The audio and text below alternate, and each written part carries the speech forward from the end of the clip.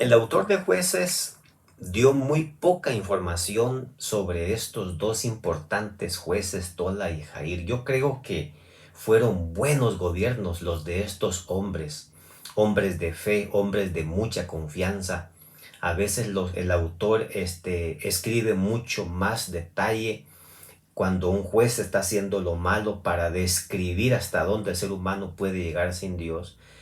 Pero esta época, que fue una época de sosiego, donde hubo dos hombres muy buenos, pues apenas dos versículos describen a Tola y tres versículos describen a Jair en un periodo de 45 años. Tola era de una tribu no muy importante de Israel que se encontraba en el norte, muy cerca de Galilea. Pero ellos llegaron a destacarse posteriormente como una tribu de hombres muy valientes en extremo, dice primero de Crónicas 7. Y más adelante dice que eran hombres entendidos en los tiempos, que sabían exactamente lo que Israel debía hacer y lo que necesitaba hacer. Estoy seguro que Dios escogió pues a toda de esta tribu para irle dando importancia a a los hombres que iban a surgir más adelante de esta tribu. Huay dice que a Tola no le tocó guiar ejércitos a la batalla y lograr victoria sobre sus enemigos en esa época, como los gobernantes anteriores, por ejemplo. Pero la influencia de este hombre estrechó más los vínculos del pueblo y estableció el gobierno sobre una base más firme. Él restauró el orden, la ley y la justicia. Mejoró, en este caso, la situación social que había dejado Abimelech anteriormente. En cuanto a Jair, tampoco se dice mucho. Su biografía se encuentra apenas en 3 versículos. Pero el liderazgo de este hombre consistió en fortalecer lo que ya su antecesor había hecho y darle pues seguimiento a lo que ya había hecho Tola, su compañero, digamos, que ya había probablemente muerto. Así que al igual que Tola, Jair dice que temía al Señor también y se esforzó por mantener el culto de Dios dentro del pueblo. Logró que el pueblo fuese fiel. Al realizar las funciones del gobierno conforme se fue haciendo más grande, fue ayudado por sus hijos, quienes eran 30, y ellos actuaban como magistrados, se iban de lugar en lugar para administrar justicia. Siendo hombres muy destacados por su humildad, Tola y Jair lograron que Israel tuviese paz por medio siglo, y después de estos dos grandes líderes, posiblemente no volvió a levantarse otro igual que ellos, sino hasta la época de Samuel. Después de ese largo periodo de tiempo, un periodo de paz, de éxito, de sosiego, hubiera sido de gran bendición que Israel desarrollara líderes semejantes a Tola y Jair. Sin embargo, ese vacío de liderazgo, de cierto modo que hubo, produjo un retroceso muy grande, como veremos ya en el próximo capítulo. Incluso Israel retrocedió grandemente, no conformándose con la idolatría de sus vecinos cercanos.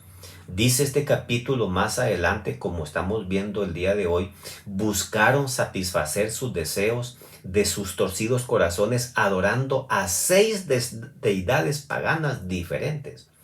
Los Baales de Astarot, que eran los locales, los dioses de Siria y de Sidón, que estaban en el norte, los dioses que se encontraban abajo también en el sur, como con los moabitas y los amonitas, y también a los dioses de los filisteos que estaban en el occidente. En otras palabras, ellos buscaron adorar en las distintas formas que adoraban los paganos, tanto en el norte, en el sur, local, en el occidente, en todos lados. Y amigos, el asunto es que el pecado nunca sacia. El mal siempre busca más. Cuando por dejar a Dios el corazón no se satisface con lo que hace, busca llenar un vacío que cada vez se va haciendo mucho más grande y que jamás podrá ser satisfecho. El vacío que nos deja un pecado lo que hace es que prepara el camino para sugerirnos otros, hasta hundirnos más, hasta llegar al fondo. Lo más triste del pecado es que además del dolor que causa en nosotros, causa un terrible dolor en el corazón de nuestro Dios. Por eso el verso 16 dice que Dios se angustió a causa de la aflicción de Israel. Israel acarrió por causa de su pecado mucho dolor, mucho sufrimiento. En lugar de cansarse de un pueblo que caía y recaía una y otra vez, más bien buscaba cualquier manera con tal de atraerlos de vuelta. Después de hacernos caer, Satanás nos hace pensar que Dios ya no nos ama, que el sufrimiento que el mismo diablo nos provoca y nos produce a causa del pecado, luego hace que pensemos de que Dios ha dejado de querernos. Sin embargo, eso jamás puede ser así. Dios dejaría de ser Dios si dejara de amarnos, porque Dios en esencia es amor, dice Primera de Juan. Yo quiero preguntarte, ¿tú sientes el amor de Dios aún en medio de tus conflictos, de tus problemas y de lo que te acontece?